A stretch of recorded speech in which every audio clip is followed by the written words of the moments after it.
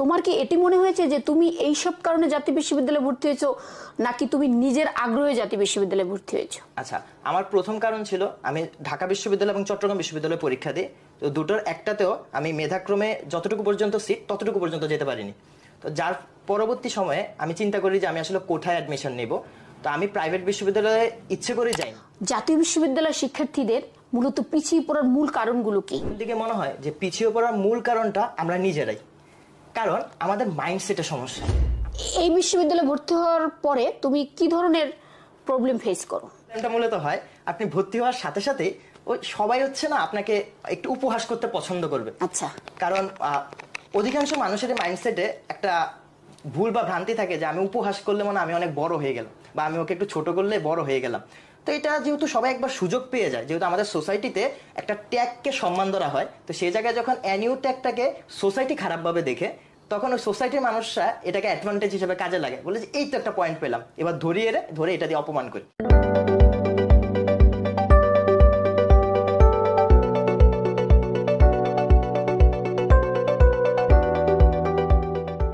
আসসালামু আলাইকুম দর্শক, আমরা আছি বাস্তবতার গল্পের তৃতীয় পর্বে। আজকে আমাদের স্টুডিওতে যে উপস্থিত আছে সে এই বর্তমান সময়ের খুবই দারুণ একজন কন্টেন্ট ক্রিয়েটর, নাম দিগ্বিজয় দেব। এবং এই দিগ্বিজয় দেবকে নিয়ে আমাদের আসলে আজকের বাস্তবতা গল্পের তৃতীয় পর্ব আমরা শুরু করব। দিগ্বিজয় দেব, তুমি স্টুডিওতে আসার জন্য অনেক ধন্যবাদ। প্রথমে ম্যাম আপনাকেও আন্তরিক কৃতজ্ঞতা এবং ধন্যবাদ আমার মতো কাউকে এই প্রথমবার ইন্টারভিউ সিরিজে ইনভাইট করে কথা বলতে সুযোগ করে দেওয়ার জন্য। আপনি হচ্ছেন আমার ওই শিক্ষকটা যে আমাকে হয়তো বা সরাসরি ক্লাস নেননি, কিন্তু বলে না যে ভার্চুয়াল মেন্টর থাকে, ভার্চুয়াল টিচার থাকে, আপনি হচ্ছেন সেই গুরুটা যিনি আমাকে প্রথম থেকে ফলো করেছেন এবং প্রায় সময় ফিডব্যাক দিয়ে আমাকে আজকে পর্যায় পর্যন্ত নিয়ে এসেছেন। আপনার প্রতি আন্তরিক কৃতজ্ঞতা। দিগ্বিজয়, আমরা আসলে এখানে কোনো যারা প্রতিষ্ঠিত বা যারা জীবনে একটা জায়গায় সেটেল হয়ে গেছে ওই ধরনের খুব বেশি কাউকে আমরা আমন্ত্রণ জানাই না। তোমার মতো যারা তরুণ, যারা উঠে আসছে, মানে যাদের মধ্যে একটা স্পিরিট আছে, ফ্লো আছে, যে অনেক দূর সে যেতে চায়, তার মধ্যে ওই স্বপ্নটা আছে, সেই স্বপ্নটাকে তুলে ধরাই আসলে আমাদের এই বাস্তবতা গল্পের এই পর্বের আমাদের কাজ। তাই সেখানে আমি যতদূর জেনেছি, তুমি জন্মগ্রহণ করছো চিটাগাঙে, ছোটবেলা তোমার কেটেছে চিটাগাঙে, এখনো তুমি চিটাগাঙে আছো এবং তুমি কন্টেন্ট ক্রিয়েশন যখন শুরু করেছো, অর্থাৎ তুমি বর্তমানে জাতীয় বিশ্ববিদ্যালয়ের তৃতীয় বর্ষে পড়ছো, তা বেশ সময় কিন্তু তোমার চলে গিয়েছে। কিন্তু তোমার কখন মনে হলো যে আসলে এই বই নিয়ে যদি কন্টেন্ট ক্রিয়েশন আমি করি বা কন্টেন্ট বানাই বা তৈরি করি, সেটি মানুষের জন্য অনেক উপকার হতে পারে, বা অন্য কোনো তোমার প্ল্যান থেকে এটি করেছো কিনা, সেই বিষয়টি আমি আসলে আজকে জানতে চাচ্ছি।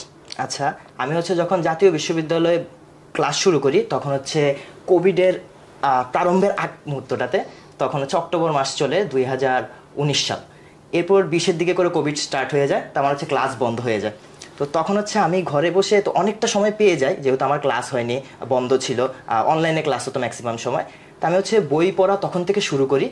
আর পাশাপাশি চিন্তা ছিল আমি যাতে উপার্জন করতে পারি, সে কারণে আমি পিওন অনলাইন বুকশপের সাথে যুক্ত হয়ে যাই। তো যার ফলে আমাদের মূল টার্গেট আমরা নিজে বই পড়বো এবং পাঠকদেরকে উৎসাহিত করব বই পড়তে। তারপরে যখন পাঠকদেরকে বই পড়তে উৎসাহিত করব, তো ম্যাক্সিমাম সময় দেখা যায় অনেক বুকশপ শুধু বইটা বিক্রি করে, আর আমরা চেষ্টা করেছিলাম আমরা বই নিজেরা পড়বো এবং পাঠকদেরকে পড়তে উৎসাহিত করব। যার ফলে কিন্তু আমাদের মাইন্ডসেট ওইটা হয়ে যায় আমাদের নিজেদেরকেও পড়তে হবে। তখন থেকে আমার মাথায় একটা জিনিস আসে যে আমি যদি না পড়তে পারি আমি বিক্রি করতে পারবো না। তো আমি যখন বিক্রি করতে পারবো, এই পয়েন্টটা মাথায় আসে, তখন থেকে আমি আস্তে আস্তে আস্তে আস্তে বই পড়াটা বাড়াই। এরপর ভাবলাম আমি যখন বই পড়ছি, আমার বন্ধুরা আমাকে ছোট ছোট ফিডব্যাক দিচ্ছে, আবার জিজ্ঞাসা করছে বইটা কোথায় পাওয়া যায়, কিভাবে আনলি, কিভাবে প্রসেস করলি।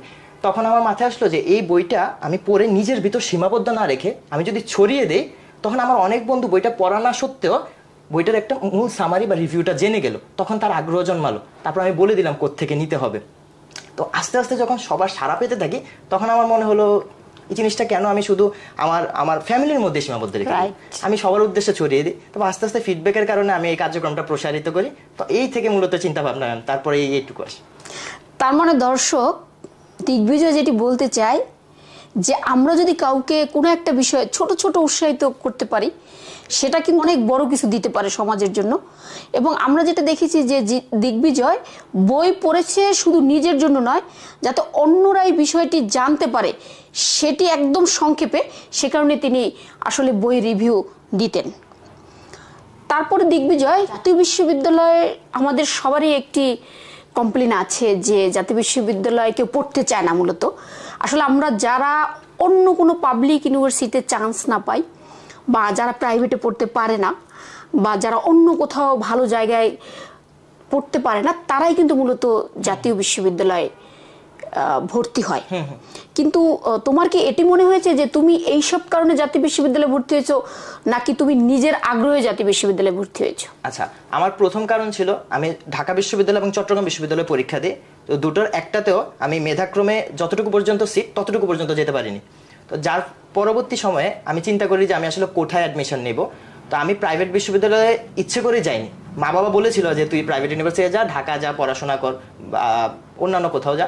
তো আমার প্ল্যান ছিল যে না, আমি কেউ যদি ভালো করতে পারে বা কেউ যদি ভালো করতে চায়, কারোর যদি মাইন্ডসেটটা থাকে গ্রোথ মাইন্ডসেট, সে হয়তো বা আপনি তাকে পৃথিবীতে একটা রুমে আটকিয়ে রাখলো, সে ওখান থেকে নিজেকে এক্সপ্লোর করে উপরের দিকে নিতে পারবে। তা আমার মাইন্ডসেট ছিল ওটা, যে আমি জানি না আমি কি হতে পারবো, তবে আমার টেন্ডেন্সি ছিল যে হয়তো বা ভালো কিছু করতে পারবো, বা নিজের উপর বিশ্বাসটা ছিল। তা আমি বললাম আমি ভর্তি হয়ে যাই। আর সবাই যেহেতু এটাকে অবহেলা করছে, তা আমার এই ফিল্ডটা একদম খালি।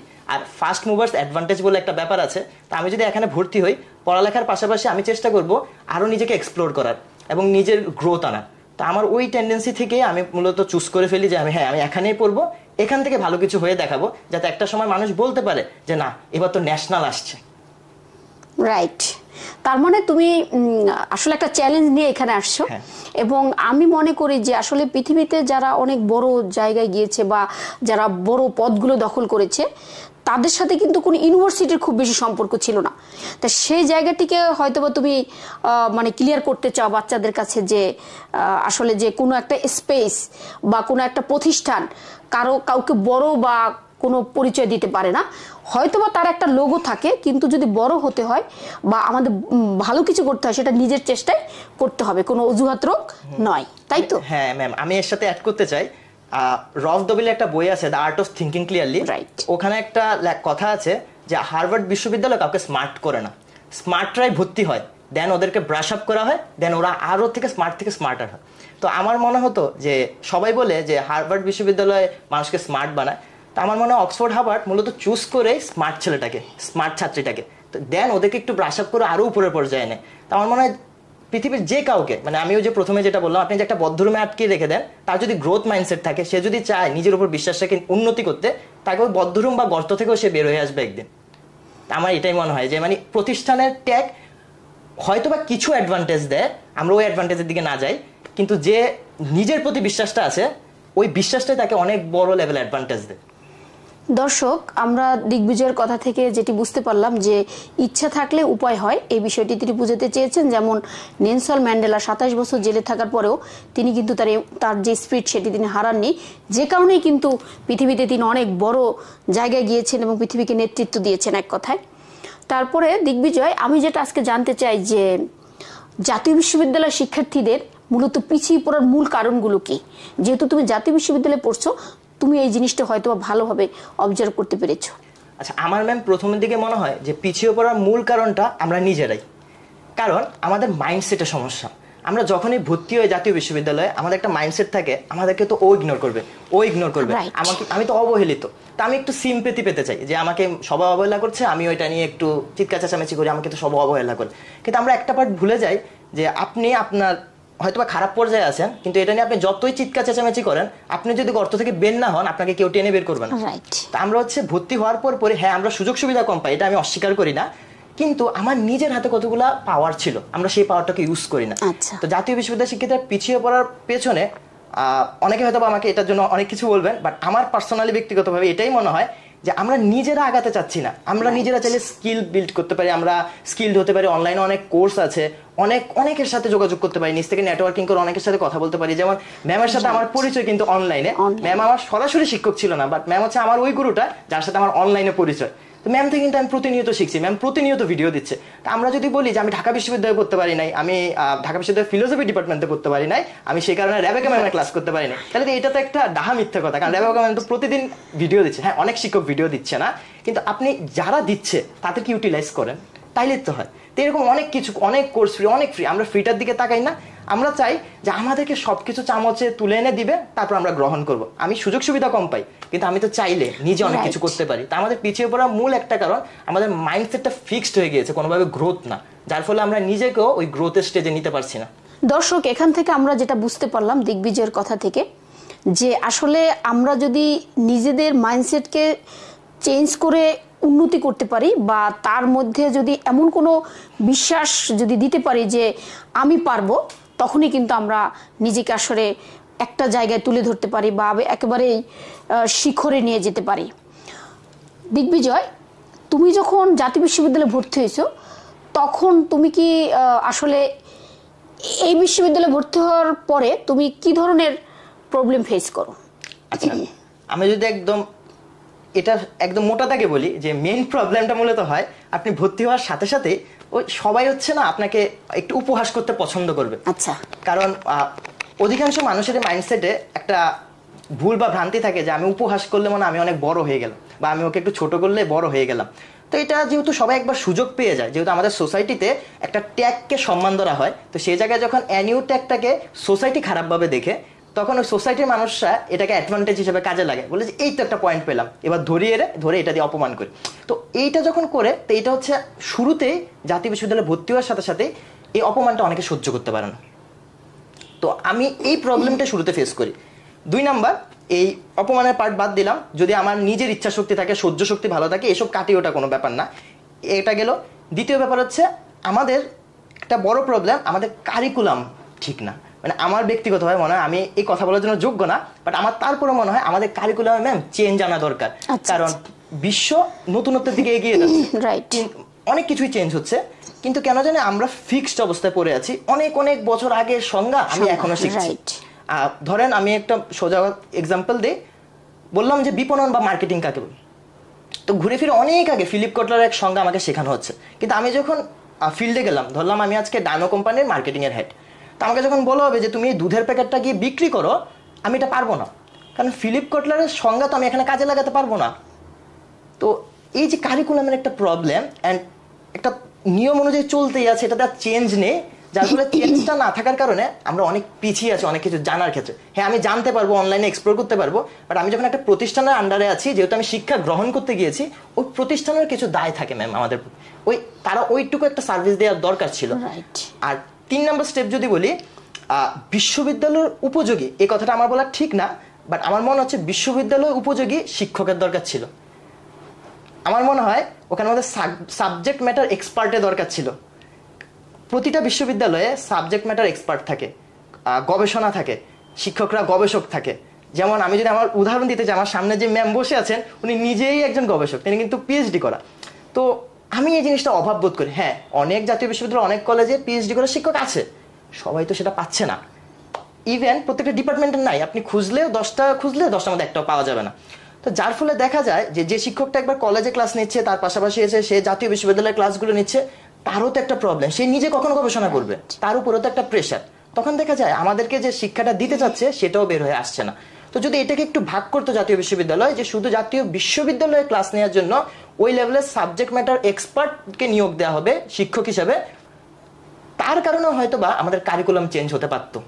কিন্তু যখন কলেজে শিক্ষক দিয়ে পাঠদানটা করা হচ্ছে, তখন দেখা যাচ্ছে উনি কলেজে ক্লাস নিচ্ছে, এখানে এসে ক্লাস নিচ্ছে, উনি যে ভাববে আলাদা করে আমাদের জন্য চেঞ্জ আনার জন্য, ওইটা হয়তো বা হয়ে উঠছে না। তো আমার মনে হয় এই পয়েন্ট যেগুলো আছে, এগুলো যদি অল্প অল্প করে চেঞ্জ করা যেত, একদিন হয়তো বা কোনো কিছু চেঞ্জ করা যাবে না, বাট অল্প অল্প করে যদি চেঞ্জ করা যেত, তাইলে হয়তো বা এখন না হোক একটা জিনিস কম্পাউন্ড আকারে বেড়ে 10 বছর পরে হয়তো বা চেঞ্জ হতে পারতো। তো এই চেঞ্জগুলো না হওয়ার কারণে আমরা অনেক দিকে প্রবলেম ফেস করি আমরা যখন কম্পিটিটিভ ওয়ার্ল্ডে যাই। যেমন হচ্ছে আমাদের একটা মোটা দাগের কথা হচ্ছে আমাদের কোনো প্রকার প্রেজেন্টেশন নেই, আমাদের কোনো প্রেজেন্টেশন নেই ম্যাম। তো যার ফলে কি হয় যে অধিকাংশ স্টুডেন্ট পড়াশোনা করছে, পরীক্ষা দিচ্ছে, পড়াশোনা করছে, বিগত বছরের প্রশ্ন সবগুলো দেখলো, ভাবলো এখান থেকে তো আসবে, দিয়ে দিল, শেষ। তো এই যে একটা প্রথা তৈরি হলো, তো এর থেকে তো বের হচ্ছে না, সবাই এক কুয়োর মধ্যে জড়াজড়ি করে সবাই থেকে গেল। তো কুয়োর বাইরে যখন বের হলো না, পৃথিবীটাকে আর দেখা হলো না, যার ফলে আমরা কম্পিটিটিভ, কুয়োর বাইরে যে কম্পিটিটিভ ওয়ার্ল্ড আছে ওইটা কিন্তু আমরা জানি না ম্যাম। আমরা কিভাবে কম্পিট করব? স্বাভাবিক ব্যাপার, আমরা তো কম্পিট করতে পারবো না। তো আমি এক্স, আমি ওয়াই এর সাথে কম্পিট করার জন্য ওয়াই এর ফিল্ডটাও আমার এক্সপ্লোর করা লাগবে, ওইটাও সুযোগটা দেওয়া হচ্ছে না। তো এই অভিযোগগুলো করে কোনো লাভ নেই। আমি আমার দিক থেকে চেষ্টা করব ভালো করার, কিন্তু যেহেতু আমি একটা প্রতিষ্ঠানের আন্ডারে আছি, আমি বারবার মেনশন করছি এটা, যেহেতু আমি একটা প্রতিষ্ঠানের আন্ডারে আছি, তো প্রতিষ্ঠানের কিছু দায়বদ্ধতা আছে। তো এগুলো যদি একটু চেঞ্জ করতো, তো শিক্ষার্থীদের হয়তো বা এই যে প্রবলেম ফেসের ব্যাপারটা অনেক অনেক কমে আসতো। দর্শক, দিগ্বিজয় যেটি বলার চেষ্টা করেছে যে আমরা অন্যের উপর দোষ না দিয়ে যদি নিজে কিছু পিছিয়ে লেগে থাকতে পারি এবং ওটাকে নেশায় পরিণত করতে পারি, তাহলে তার সেই সফলতা অবশ্যম্ভাবী। তবে আমরা যে প্রতিষ্ঠান বা যে জায়গাটিতে আমরা কাজ করি বা যে জায়গাটিতে আমরা শিখতে যাই বা জ্ঞান নিতে যাই, ওই প্রতিষ্ঠানও যেন একটি দায়বদ্ধতার জায়গা থেকে ছাত্রছাত্রীদের যেন সাহায্য করে, এই কথাটি সে বলার চেষ্টা করেছে। দিগ্বিজয়, তুমি তো জাতীয় বিশ্ববিদ্যালয় নিয়ে মূলত কন্টেন্ট তৈরি করছো এবং তোমার একটি ভিডিও প্রায় 7 লাখ ভিউ হয়েছে। সেই জায়গা থেকে তুমি যে মানে জাতীয় বিশ্ববিদ্যালয় নিয়ে ভিডিও বানার কারণটা কি? মানে তোমার বইয়ের কন্টেন্ট থাকে, কিন্তু এখন বর্তমান সময়ে যে তোমার যে কন্টেন্টগুলো আমি দেখি ম্যাক্সিমামে জাতীয় বিশ্ববিদ্যালয় নিয়ে কন্টেন্টটি তৈরি করছো, এর কারণ কি? আচ্ছা, আমি হচ্ছে ম্যাম প্রথমত বলি, প্রশ্ন করার জন্য ধন্যবাদ। সেটা হচ্ছে আমি হচ্ছে গত বছরের জুলাই মাসের 20 তারিখ আপনি যে 7 লাখ ভিউজের কথা বললেন, ওই কন্টেন্টটা আপলোড করি যে জাতীয় বিশ্ববিদ্যালয় কেন সব বিশ্ববিদ্যালয় থেকে পিছিয়ে আছে। রাইট। তো আমি হচ্ছে গত বছরের জুনের দিকে করে হঠাৎ ঢাকা আসি। আমি তো মূলত চট্টগ্রামে থাকি, আমি ঢাকা আসি। ঢাকা আসার পরে আমি অনেকের সাথে দেখা সাক্ষাৎ করলাম, করার পর অনেকের ইউনিভার্সিটিতে ঘুরলাম, তো অনেকের সাথে কথাবার্তা বললাম। তো একটা জিনিস খেয়াল করলাম, মানে অনেক জিনিস নোটিস করলাম যে এই জিনিসগুলো আছে। তা আমি ভাবলাম যে সবাই জাতীয় বিশ্ববিদ্যালয় পিছিয়ে আছে, জাতীয় বিশ্ববিদ্যালয়ের প্রবলেম আছে, এগুলো নিয়েই কথা বলি। তা আমি কেন এই ইউনিভার্সিটি, আমি এর আগের প্রশ্নের উত্তরে এটা বলেছিলাম যে জাতীয় বিশ্ববিদ্যালয়ের দায়বদ্ধতা আছে। তো স্টুডেন্ট হিসাবে আমি যে প্রতিষ্ঠানের আন্ডারে আছি, তো আমারও কিছুটা দায়বদ্ধতা আছে যে আমিও বলতে পারি প্রতিষ্ঠানকে এই এই চেঞ্জগুলো দরকার। তা আমি চেষ্টা করছি, সবাই বলে জাতীয় বিশ্ববিদ্যালয় পিছিয়ে আছে পিছিয়ে আছে পিছিয়ে আছে, আমি বলবো পিছিয়ে আছে সাথে এমন 4-5টা জিনিস আছে যেগুলো হয়তো জাতীয় বিশ্ববিদ্যালয় উন্নতি করতে পারে, ইমপ্রুভ আনলে, চেঞ্জ আনলে জাতীয় বিশ্ববিদ্যালয় আরো ভালো করতে পারে। তা আমি কন্টেন্টটাকে ওইভাবে ডিজাইন করি। এর পিছনে আপনি পারপাসটা জানতে চেয়েছেন যে আমি কেন কন্টেন্টটা বানাচ্ছি বা বানিয়েছি জাতীয় বিশ্ববিদ্যালয় নিয়ে, বা এখনো কেন চলছে এটা। আমি ভাবতাম যে সব জায়গায় দেখা গিয়েছে যে সবাই বলছে যে সবাই সবকিছু পাচ্ছে, কিন্তু জাতীয় বিশ্ববিদ্যালয়ের একটা প্রবলেম, সব ওখান থেকে কেউ একজন উঠে এসে বলছে না যে হ্যাঁ বাবা আমি তোমার জন্য এটা বানালাম, এই চামচটা তোমার, আমি হচ্ছে এটা নিজে বানিয়ে দিলাম। আমি ভাবলাম কারো একজনের তো উঠা দরকার, যে হয়তোবা আমি অনেক সুযোগ সুবিধা পেয়েছি, আমি আমার লাইফে অনেক বেশি প্রিভিলেজড আমার মনে হয়। আমাকে মানে ফ্যামিলি সাপোর্ট হতে শুরু করে, বা আমি জাতীয় বিশ্ববিদ্যালয়ে পড়া সত্ত্বেও আমাকে অন্যান্য বিশ্ববিদ্যালয়ের শিক্ষাগুরুরা যে পরিমাণে সাহায্য সহযোগিতা করেছে, তা আমি ভাবলাম আমি তো অনেক বেশি প্রিভিলেজড, তা আমি কেন আমার এই যে প্রিভিলেজের অংশটুকু থেকে শেয়ার করে দিব না আমার সহপাঠীদের মধ্যে। অনেকে তো এই জিনিসটা পাচ্ছে না। এমন আমার অনেক সহপাঠী আছে যাদের হ্যাঁ স্মার্টফোনের যুগ, কিন্তু সত্যিকার অর্থে এটাই হার্শ রিয়েলিটি যে অনেকে স্মার্টফোন জোগাড় করাটা অনেক বেশি টাফ। তাই আমি ভাবলাম যে কি করা যায়। তা আমার যখন প্রথমে মাথায় আসলো যে আমি কেন পিছিয়ে আছে, প্লাস 5টা ইমপ্রুভমেন্টের পয়েন্ট দেই, এই ভিডিওটা দেওয়ার পর আস্তে আস্তে সব মানে রাতারাতি এটা অনেক বেশি ভাইরাল হয়, অনেক বেশি রিচ পায়। তো তখন হচ্ছে আমার কাছে ইনবক্সে মেসেজ আসতে থাকে যে ভাইয়া আপনি হচ্ছে এটা বলেন, ভাইয়া আপনি হচ্ছে ওইটা বলেন, ভাইয়া আমার এটা করলে কি হবে, ওইটা করলে, সবাই পরামর্শ পেতে থাকে। কারণ আমি হচ্ছে পড়ি তখন হচ্ছে 2nd ইয়ারে, তো আমার থেকে যখন সবাই পরামর্শ চাচ্ছে, ইভেন মাস্টার্সের শেষে আছে, তো উনি পরামর্শ চাচ্ছে যে এখন কি করবে। এরপরে গ্রাজুয়েশনের শেষ পর্যায়ে আছে, উনি জিজ্ঞাসা করছে যে আমি বিসিএস প্রিপারেশন নেওয়াটা কি আমার ঠিক হবে নাকি। তো আমার দিকে তো এটা আমার অনেক বড় সীমাবদ্ধতা, আমি তো এত বড় জ্ঞানী হয়নি যে আমি ওনাকে পরামর্শ দিব, তাই না, আমি যতটুকু জানি। তা আমি ভাবলাম যে যতটুকু জানি ওইটাই শেয়ার করি না, দেখা যাক না কি হয়। তো পিছিয়ে আছে 5টা ইমপ্রুভমেন্ট দেওয়ার পর যখন এত বেশি সাড়া পেয়ে গেলাম, আমি ভাবলাম আমি নিজে কিভাবে একজন জাতীয় বিশ্ববিদ্যালয়ের স্টুডেন্ট হিসেবে কোন কোন স্কিলগুলো শিখছি, কোন কোন বইগুলো পড়ছি, কি কি জানছি, সেই জিনিসগুলো শেয়ার করি। তাতে অন্তত আমাকেও যেহেতু যদি কেউ কপিকাট করে, আমার তো প্রবলেম নেই, কপিকাট করুক, কপিকাট করে অন্তত তার লাইফে 1% ভ্যালু অ্যাড হোক, তার লাইফে 1% ইমপ্রুভমেন্ট আসুক। তখন আমি বললাম যে জাতীয় বিশ্ববিদ্যালয়ের স্টুডেন্টদের যে 5টা স্কিল অবশ্যই শেখা উচিত, এরকম একটা কন্টেন্ট বানাই, যেখানের মধ্যে প্রথম স্কিলটা ছিল প্রবলেম সলভিং। এই পৃথিবীতে প্রত্যেকটা মানুষ, প্রত্যেকটা কোম্পানি, প্রত্যেকটা বস, প্রত্যেকটা মানুষ মানে এটাই চায় ওই মানুষটাকেই চুজ করে যে মানুষটা প্রবলেম সলভ করতে পারে। কেউ এটা চায় না যে প্রবলেম নিয়ে লাগাতার কথা বলবে, আমরা কিন্তু কেউ পছন্দ করি না ম্যাম, রাইট?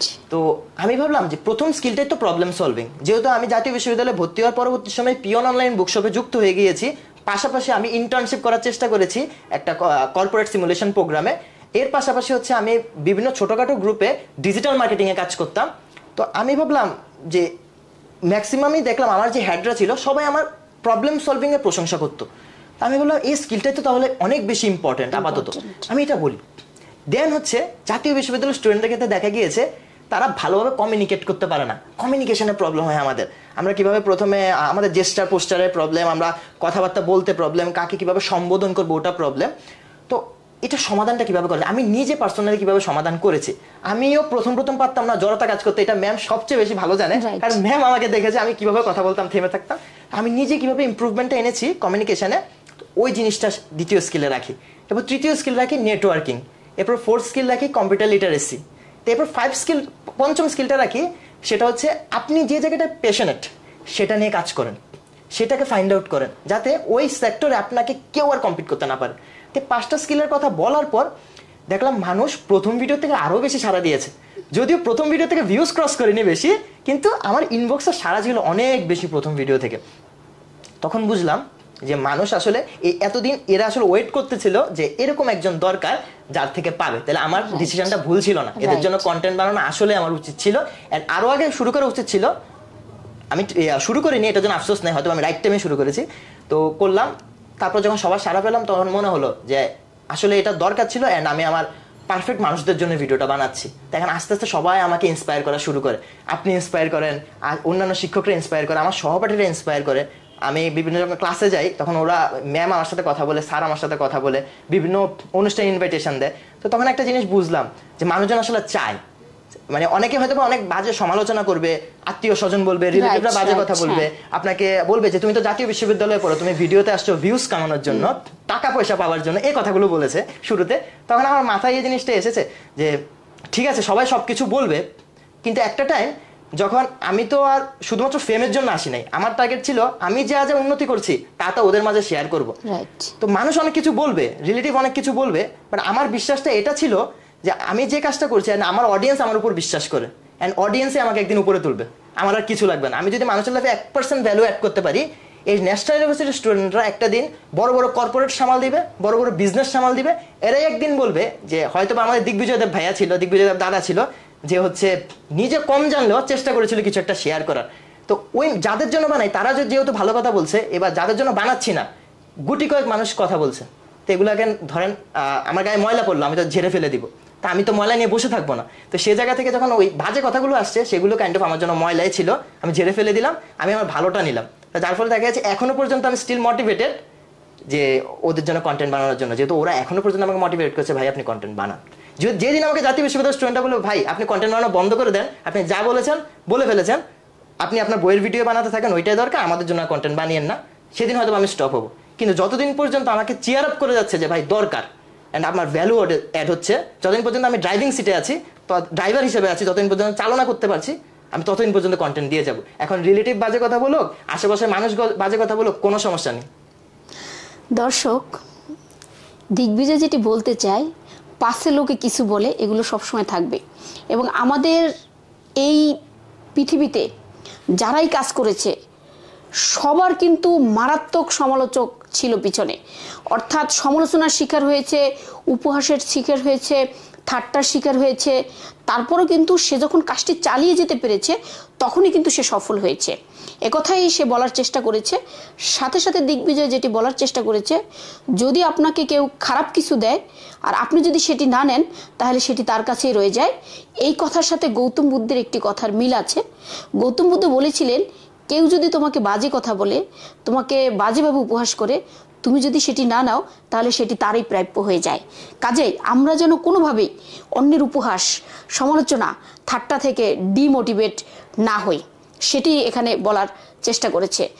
দিগ্বিজয়, তুমি কি মনে করো যে আসলেই জাতীয় বিশ্ববিদ্যালয়ের যে স্টুডেন্টরা তারা তোমার এই কন্টেন্ট দেখে তাদের জীবনের সমস্যার সমাধান করতে পারছে? আমি যদি এই মুহূর্ত পর্যন্ত বলি তাহলে আমার মনে হয় পারছে, কারণ আমি ফিডব্যাকটা পাচ্ছি। আচ্ছা। And মানুষজন বলছে যারা হচ্ছে আমার ভিডিও দেখে উপকৃত হয়েছে, লাইফে চেঞ্জ আনা শুরু করেছে, তারা হচ্ছে আমাকে নিজ থেকে জানাচ্ছে জিনিসটা যে ভাইয়া আমি এটা চেষ্টা করেছি।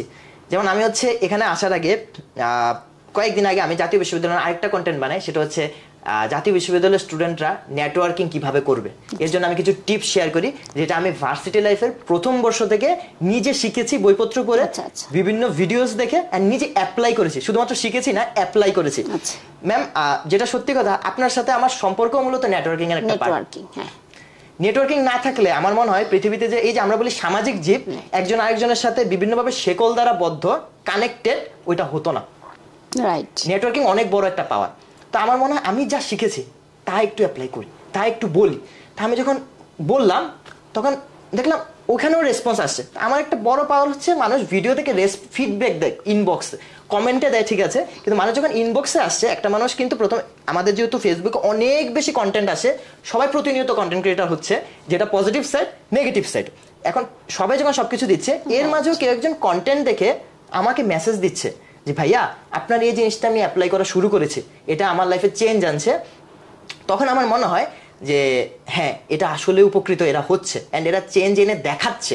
শুধুমাত্র আমাকে তোষামত করবার জন্য এরা এটা বলছে না। যারা তোষামত করছে তারা করুক, সমস্যা নেই, অন্তত তো ভালো জিনিসটা দেখে তোষামত করছে, রাইট? এটা করছে। তো আমার দিক থেকে মনে হয় যে এরা উপকৃত হচ্ছে নাকি হচ্ছে না, সেটার একটা বড় প্রমাণ আমি পাই, এরা আমাকে নিজ থেকে জানায় যে ভাইয়া আমার এটা হচ্ছে, ওইটা হচ্ছে, আমি এটা চেঞ্জ আনতে পারছি। নেটওয়ার্কিং, কমিউনিকেশন, আস্তে আস্তে আমি আরো অনেক দিকে যাব, যেগুলো আমি মূলত নিজে, আমার যতদিন পর্যন্ত গ্র্যাজুয়েশন শেষ না হয়, এই ফুল প্যাকেজের ভিতর আমি আমার যতটুকু শিখেছি সবটাই আমি চেষ্টা করব আস্তে আস্তে ভিডিওতে সবকিছু নিয়ে আসা, যাতে ভর্তি হওয়ার পরে কি অন্তত এই আফসোসে না থাকে যে আমি তো অনেক কিছু পাবো না, অনেক কিছু নেই আমার জন্য। কেউ যেন অন্তত আমার ভিডিওস গুলো দেখেও এটা অন্তত ভাবতে পারে যে কেউ যদি নিজে চায়, নিজের প্রতি তার বিশ্বাসটা থাকে, একদিন যদি নিজের পরিচয় দেওয়ার মতো কেউ একজন হয়ে উঠতে চায়, তাহলে সে অবশ্যই নিজের লাইফে পরিবর্তন আনা শুরু করে দিবে। তা আমি হচ্ছে ওই ম্যাম যে প্রশ্নটা করেছিলেন যে আমি কতটুকু উপকৃত হচ্ছে ওরা, এখনো পর্যন্ত এটাই সবচেয়ে বড় আমার পাওয়ার। আমি অন্যান্য সকল পাওয়ার বাদ দিলাম, আমার সবচেয়ে বড় পাওয়ার হচ্ছে মানুষ, জাতীয় বিশ্ববিদ্যালয়ের স্টুডেন্টরা আমাকে প্রচন্ড পরিমাণে ভালোবাসে। এরা, আমি একটা জিনিস, সবচেয়ে মজার ব্যাপার হচ্ছে একটা জিনিস দেখলাম যে কমেন্ট বক্সে অনেক কিছু বলছে, অনেক কিছু বলছে। যে দেখলাম যে অন্যান্য বিশ্ববিদ্যালয়ের স্টুডেন্টরাও বলছে আসছে জাতীয় বিশ্ববিদ্যালয় থেকে কথা বল। তখন দেখলাম যে এই জাতীয় বিশ্ববিদ্যালয়ে আমার যে ভাইয়েরা বোনেরা আছে, এরাই আমাকে হেল্প করছে। এরা বলছে হ্যাঁ আমাদের দিগ্বিজয় ভাইয়া কথা বলছে, তাতে সমস্যা কি, আপনি তো আপনার জায়গা থেকে হেল্পটা করছেন না, উনি তো অন্তত অ্যাটলিস্ট করছে। তো আমার সোসাইটি যে ট্যাগমার্ক গুলো আছে, আমি হয়তো বা ভালো বিশ্ববিদ্যালয় পড়ি না, আমি হয়তো বা সোসাইটি যে একটা সেট করে দেয় স্ট্যান্ডার্ড, আমি হয়তো ওই স্ট্যান্ডার্ডের না, আমি হয়তো বা এই গড়নের না, আমি হয়তো বা ওদের মতো কোনোভাবেই না। বাট আমার সবচেয়ে বড় পাওয়ার হচ্ছে ওরা যে স্ট্যান্ডার্ড গুলো সেট করে দেয়, আমি এগুলো রিচ করতে পারবো না, কিন্তু আমি সবচেয়ে বড় রিচ করেছি মানুষের ভালোবাসা। জাতীয় বিশ্ববিদ্যালয়ের স্টুডেন্টরা আমাকে ভালোবাসে, এটা মনে হয় আমার মানে অনেক বড় একটা অংশ। আমার উচিত এদেরকে আসলে প্রতিদান দিয়ে যাওয়া সবসময়। দর্শক, দিগ্বিজয় যে কথাটি বলার চেষ্টা করেছে যে সোসাইটি বা সমাজ বা রাষ্ট্র বা পৃথিবী আপনাকে কোনো ট্যাগ দিলে সেটি আপনাকে নিতে হবে, এটি বাধ্যতামূলক নয় যদি আপনি স্বাধীন সত্তা হন। এবং সে যেটি বলার চেষ্টা করেছে যে জীবনে কোনো ভালো কাজ দ্বারা যদি একজন মানুষের লাইফে ভ্যালু অ্যাড করা যায়, সেটি জীবনের সার্থকতা। কাজেই আমরা যেন সেই চেষ্টাটি করি, অন্তত পক্ষে কিছু মানুষের জীবনে যেন ভ্যালু অ্যাড করে যেতে পারি। দিগ্বিজয়, এই যে জাতীয় বিশ্ববিদ্যালয়ের এখন মানে কোন ধরনের সমস্যাগুলো খুব জরুরি ভিত্তিতে নিরসন করা প্রয়োজন? আচ্ছা, আমি যে পয়েন্টটা শুরুতেই বলবো সেটা হচ্ছে অবশ্যই আমাদের কারিকুলাম চেঞ্জের দরকার।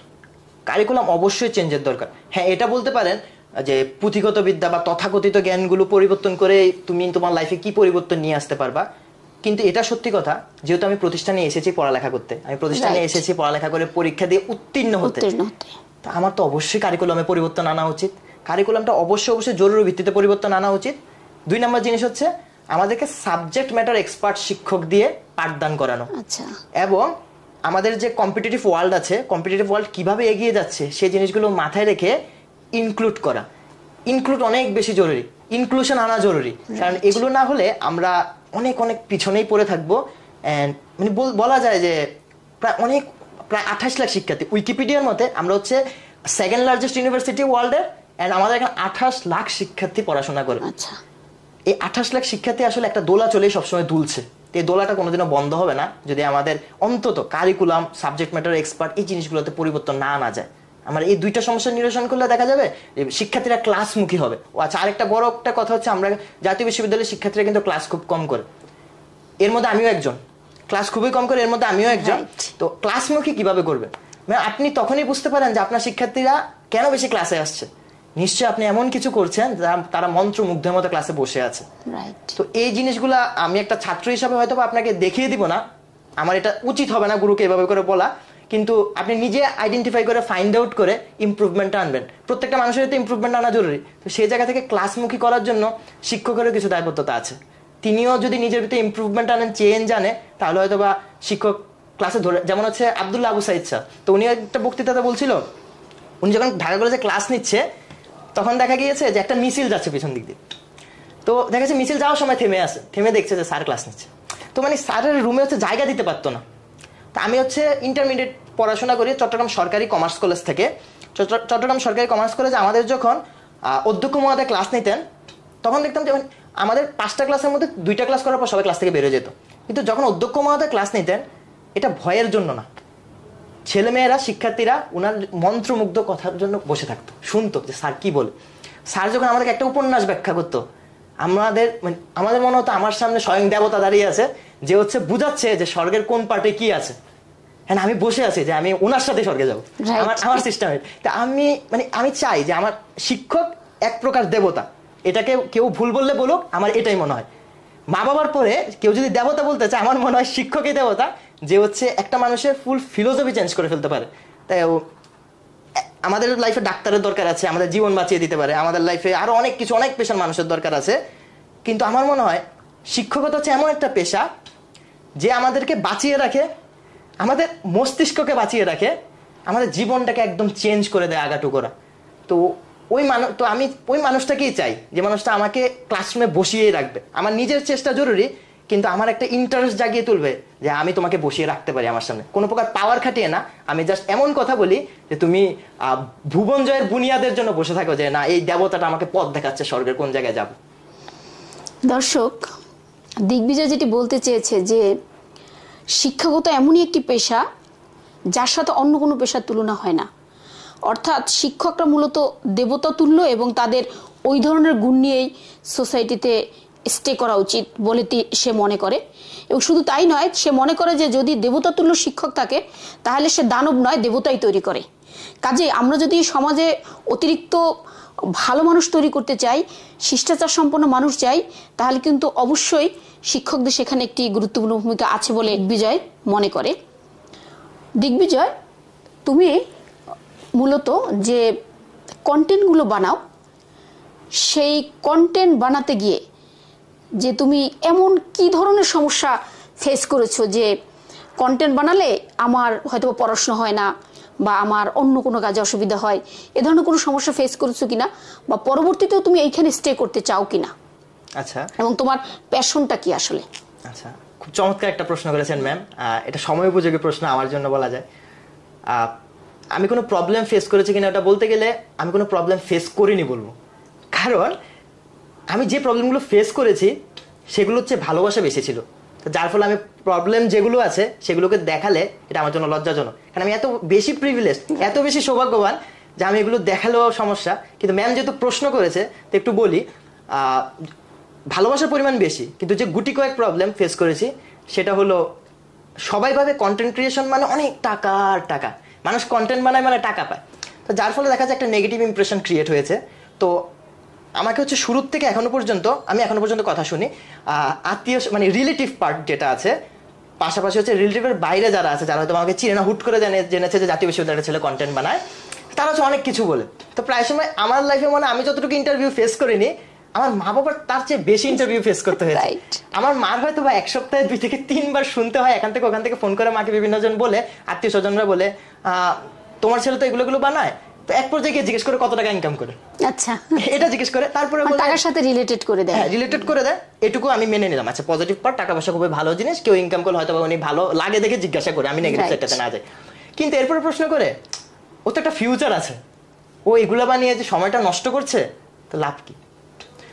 আমার একটা উত্তর থাকবে, সময় আসলে কেউ কন্টেন্ট বানিয়ে নষ্ট করে না।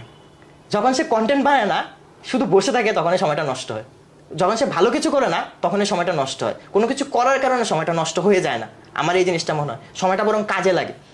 তো আমার ওই যখন ওই বারবার আমাকে প্রশ্ন করুক, আমাকে সমালোচনা করুক, আমার কোনো সমস্যা নেই।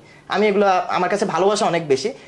কিন্তু আমাকে যখন মা বাবাকে বলে, তখন আমার একটু খারাপ লাগে তাদের সন্তান হিসাবে, যে আমি এমন সন্তান যার জন্য বাবাকে প্রতিনিয়ত ইন্টারভিউ ফেস করতে হচ্ছে, যে এই তোমার ছেলে এটা করে।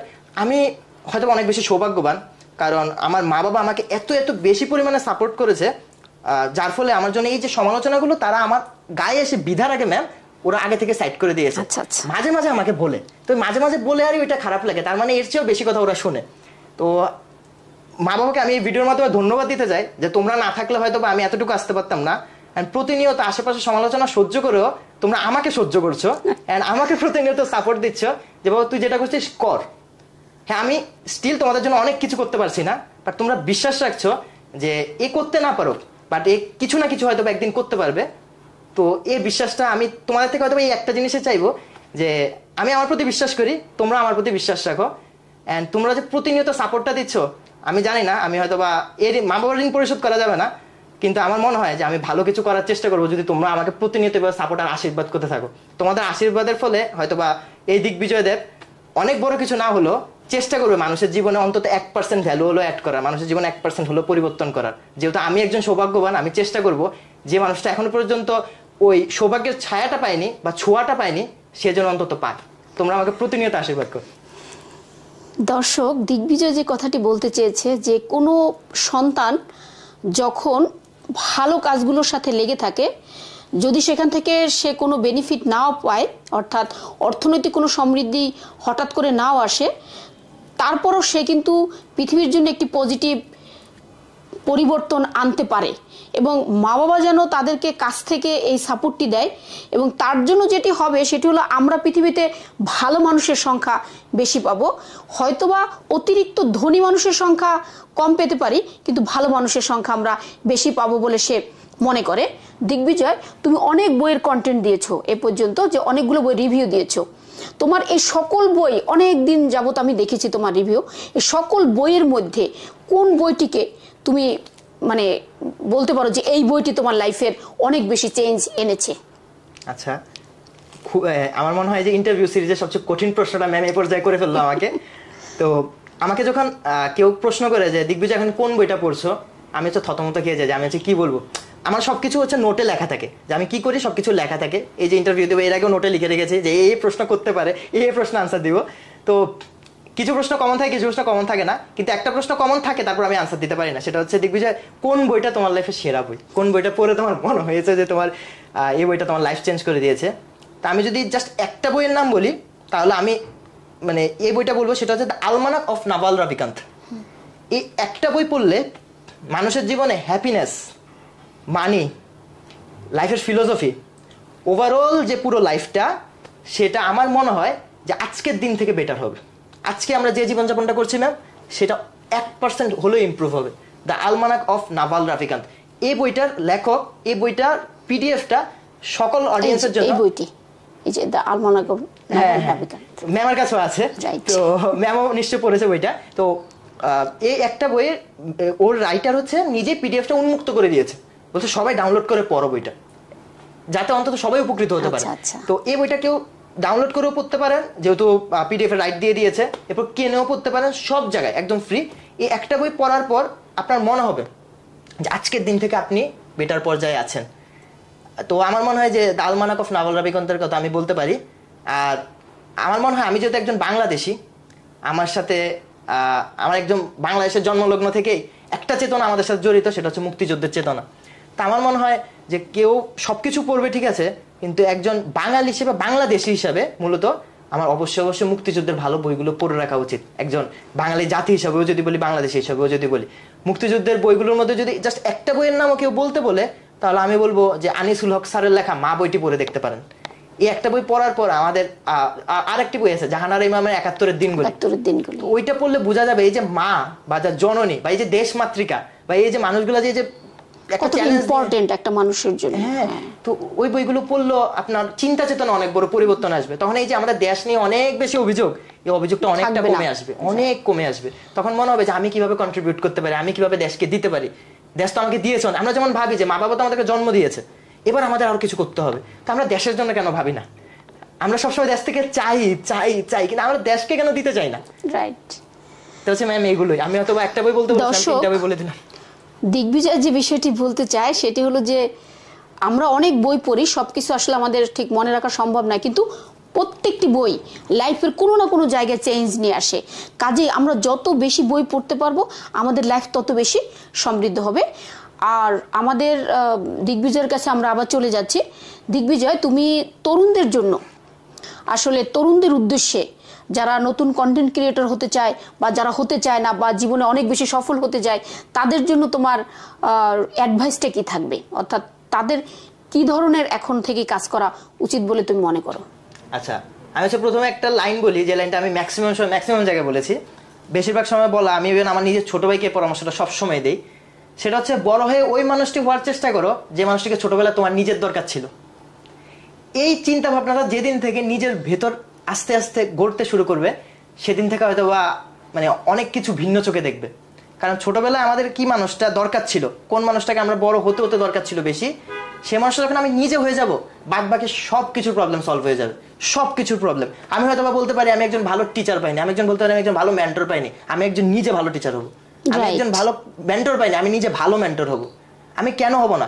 যে আমি যদি বসে থাকি, আমিও যদি বলি যে আমি পাই নাই, আমি কাউকে পাইতে দিব না, তাহলে এটা হচ্ছে আমার সবচেয়ে বড় অপরাধ।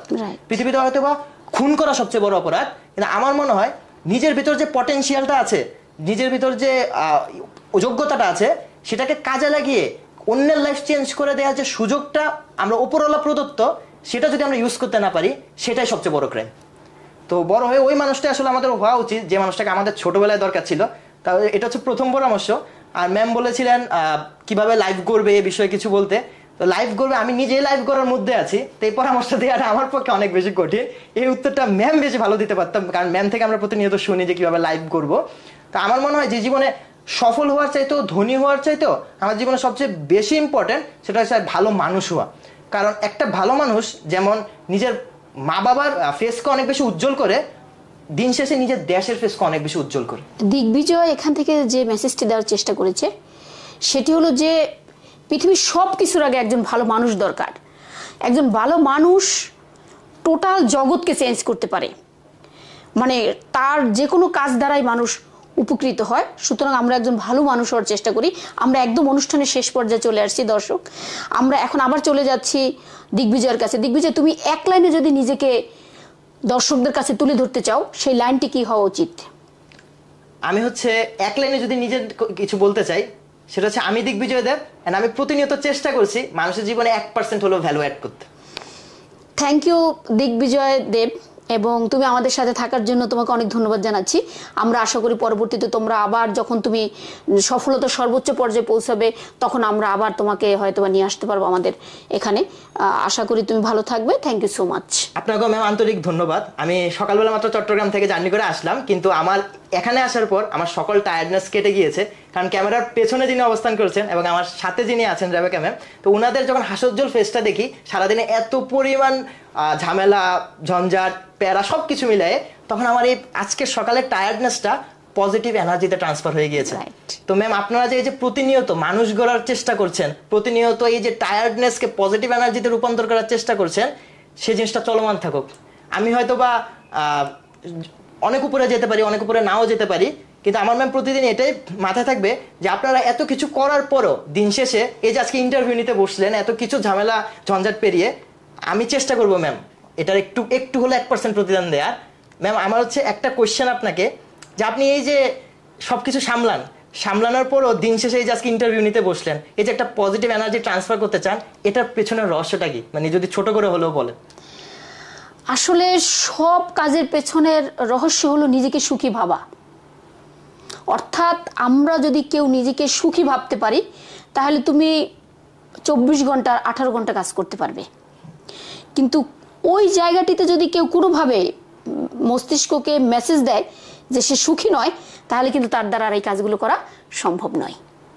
এবং আরেকটি বিষয় এর সাথে আমি ছোট করে যোগ করব যে যে জিনিসগুলো লাইফের জন্য প্যারা হয়ে আসবে, মানে ঝামেলা হয়ে আসবে, যত দ্রুত সম্ভব তাকে ত্যাগ করা এবং নিজের লাইফের প্রশান্তি বজায় রাখা। থ্যাংক ইউ দিগ্বিজয় দেব। দর্শক, আমরা এখান থেকে বিদায় নিচ্ছি। আপনারা আমাদের এই বাস্তবতার গল্পের সাথেই থাকুন এবং আপনারা আমাদের যদি এই স্টুডিওতে আসতে চান, আপনাদের নিজের জীবনের লক্ষ্যগুলোকে জানিয়ে আমাদের ফেসবুকের যে পেজ, সেই পেজে আপনারা জানিয়ে দিন এবং আমরা আপনাদেরকে সময় অনুযায়ী আমরা এই স্টুডিওতে হাজির করার চেষ্টা করব। Thank you so much.